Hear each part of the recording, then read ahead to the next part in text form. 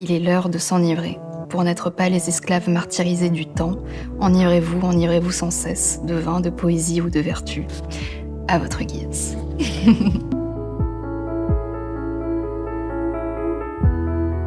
Je suis une lectrice curieuse, mais assez bordélique. Parce qu'il y a plein de livres qui s'empilent chez moi dans ma chambre et j'ai du mal souvent à décider ce par quoi je vais commencer. Donc je peux en ouvrir un pour au final en attaquer un autre, pour finalement n'en lire aucun. Donc je suis assez indécise, je dirais. Je me dis que déjà, l'avoir ouvert était un pas vers le livre. C'est même intéressant, je pense, de par exemple le reprendre à un autre moment et avec une perspective différente, un regard nouveau, un regard qui change. Et c'est ça qui est beau et qui nous fait aussi redécouvrir un ouvrage. Mais je dirais que le premier livre qui m'a marqué et choqué, c'est J'irai cracher sur vos tombes de Boris Vian. Je me souviens que ça a été une lecture dérangeante, mais que j'ai aimé ça, parce que c'était la première fois qu'un livre me provoquait des émotions qui me faisaient par exemple parfois refermer le livre tellement elles étaient fortes, et j'ai aimé être bousculée, que ça me remue, que ça me prenne aux tripes. J'avais travaillé avec un réalisateur une fois, Martin Provost, qui me parlait de Francis Bacon. Et il m'a dit, c'est bien parfois de te heurter à des artistes qui te dérangent pour aussi aiguiser ton goût et comprendre ce que t'aimes et ce qui peut t'irriter, t'agacer, mais qui aussi t'attire. Et au-delà de Boris Vian, je dirais qu'un livre qui m'a marqué serait Le Prophète de Khalil Gibran, découvert à l'adolescence. Et ça aborde plein de thématiques différentes. Et ce que j'aime, c'est que Gibran les aborde et les traite avec beaucoup de sagesse et de poésie, sans poser ou donner une réponse définitive à une question, mais en nous invitant à méditer sur un équilibre, une balance, la complémentarité aussi des choses, et puis sur une vérité qui nous est propre. Sinon, j'ai particulièrement envie de parler de L'être un jeune poète, de Rainer Maria Rilke, que j'ai lu, pareil, il y a quelques années, et dont je garde beaucoup de choses, parce que c'est vraiment une invitation à plonger en soi. C'est une grande leçon de vie, d'humilité, de patience, de tolérance. Et je dirais que c'est aussi un livre qui t'invite à embrasser la solitude et à en faire une force et un puits d'où jaillit la création, selon lui. Et moi qui aime beaucoup Marilyn Monroe, je pense à une citation d'elle qui dit donc une carrière est née en public, le talent est né en privé. Et j'ai l'impression que ce livre vient appuyer ça, cette idée de se faire face, d'être seul avec soi-même, pour se découvrir et de découvrir la liberté de s'inventer soi-même et ainsi, par la suite, d'inventer le monde. Je crois que j'aurais vraiment aimé écrire Les Nuits blanches de Dostoïevski, parce que c'est l'une des histoires d'amour les plus dévastatrices que j'ai lues de ma vie. Qu'en plus, j'aime qu'il soit un de ces livres courts, donc c'est bien pour s'initier à Dostoïevski avant d'attaquer les grands chefs-d'œuvre que monsieur a écrits. Et puis non, ce que ça dit sur le poids du sacrifice, comment on arrive à renoncer à son bonheur, à ses désirs pour favoriser le bonheur de l'autre qu'on n'a pas su combler soi-même. Et je trouve que c'est beau et c'est terriblement triste parce que ça parle surtout d'un amour non réciproque. Il y a 2 jours, j'ai fini Le parfum des fleurs la nuit de Leila Slimani, dont il me reste beaucoup de choses et je me suis sentie très proche d'elle parce que c'est une femme qui bénéficie aussi d'une double culture, et puis ce qu'elle raconte sur l'appartenance, sur l'exil, sur la beauté et la création de manière globale, a vachement parlé.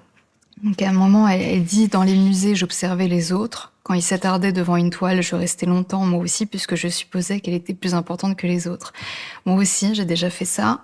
Mais ce qui me plaît, c'est qu'elle cite un ami à elle qui lui dit « Pour la rassurer, va vers ce qui te plaît, ce qui t'émeut. » C'est une phrase qui peut paraître toute bête et toute simple, mais j'ai l'impression que si on suit cette phrase, ce que j'essaye de faire et d'appliquer maintenant, c'est que ça nous dédouane en fait de toute peur de se tromper dans ses choix et de la culpabilité de ne pas avoir fait le bon, par exemple. Parce que c'est tellement intime et personnel qu'au final, il n'y a pas d'erreurs possibles. J'ai l'impression que dans la littérature, les destins tragiques de femmes sont souvent le résultat, la conséquence, si ce n'est la fatalité, d'une longue lutte et d'un long combat pour la liberté, l'émancipation, la libération d'une voix, de se réapproprier son corps, de s'appartenir. Et ce sont souvent des femmes subversives, nihilistes, et j'ai l'impression que c'est surtout ces nuances-là qui font d'elles de bonnes héroïnes. Moi j'aime les tourments de la vie d'une femme. Et j'aime quand ils sont décrits, et j'aime quand on y fait face, parce que ça vient aussi soulever des mythes, et c'est ce que j'aime dans, par exemple, Annie Ernaux, Jane Austen. Et je pense que c'est important de trouver des autrices qui nous racontent, nous les femmes, et qui dressent des portraits justes, en s'émancipant d'une image qui a longtemps été fantasmée. J'ai envie de parler aussi de Bell Hooks, dont le livre est là. Elle en a écrit plusieurs, mais par exemple, quand j'ai lu celui-là, donc Bell Hooks, c'est une féministe, une militante afro-américaine qui traite du combat féministe dans sa globalité, donc en passant par l'éducation, la sororité, la déconstruction de la culture patriarcale qui étouffe aussi les hommes. C'est très inclusif. Et j'ai l'impression que c'est important, quand on est encore en développement et en quête de soi, de s'atteler à des lectures aussi essentielles et progressistes. Je crois que lire de la littérature engagée est important pour moi.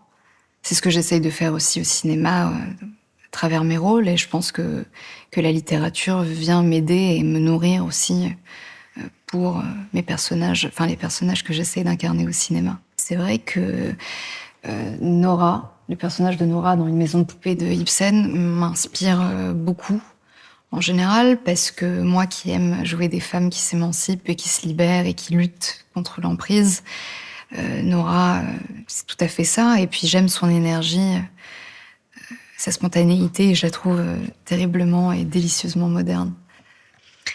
Je suis obligée de parler de... Tu t'appelais Maria Schneider, de Vanessa Schneider, que Jessica Palud a librement adapté au cinéma, qui devrait voir le jour cette année. Et on parlait tout à l'heure de destin tragique. Maria est une de ces femmes au destin tragique, puisque elle aura passé sa vie, en fait, à essayer qu'on l'écoute, à une époque où, malheureusement, les femmes étaient trop peu entendues. Dans le livre, il y a énormément de passages qui sont intimes, parce que Vanessa raconte Maria de son point de vue à elle, de petite fille. Mais nous, on a essayé, puisque donc je joue Maria, et on a essayé d'en faire notre propre Maria.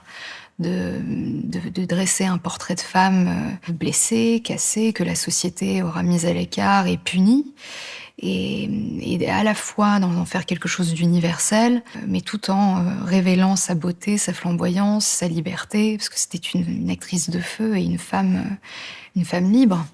Et c'est ça qu'on essaye de montrer aussi. Il y a forcément une corrélation entre tous ces livres et les projets que j'ai défendus et que je souhaite encore défendre, et ma vie de jeune femme, et mes convictions, et mes principes, mes désirs. On n'a pas beaucoup parlé d'Annie Ernaux, mais je me dois de dire un mot sur elle, parce que je crois que c'est l'autrice que j'ai le plus lue. Et pour moi, c'est la femme qui décrit le mieux la place de la femme dans le système social, ses tabous, ses facettes, ses désirs, sans aucune honte. Et puis aussi le transfuge de classe, la lutte contre la misère. Donc ce sont des sujets qui me parlent et qui m'émeuvent. Il y a une acuité et une limpidité dans l'écriture d'Annie Ernaux, une certaine forme d'âpreté aussi qui m'a aidée, parce que ce que j'ai ressenti en fait en lisant l'événement, moi j'avais aucune conscience de ce qu'était un avortement clandestin, du moins du processus d'un avortement clandestin. Et c'est cette violence que j'ai ressentie à la lecture qui m'a vachement aidée à construire mon personnage. Et j'ai voulu garder cette ténacité et cette dureté et la transmettre, parce que je trouve que cette écriture est essentielle à ce qu'on essaye aussi de raconter. Il fallait que ça soit dur, parce que la réalité l'est. Alors, je rêverais d'incarner Anna Karénine, parce que c'est un personnage flamboyant, passionné, passionnant, qui est bouleversant. C'est encore une femme au destin tragique, décidément, mais tellement tourmentée et puis tellement contemporaine, parce que c'est une femme qui va à l'encontre des mœurs de la société de l'époque, mais qui est même un peu égoïste, et je trouve ça bien qu'elle le soit. Et c'est légitime, qui va penser à son bonheur et qui va essayer de fuir et d'aller vers ce qui la rend heureuse et ce qui l'anime. Et malheureusement, la société va la punir, mais là-dedans, il y a énormément de nuances intéressantes à jouer, forcément, pour une actrice.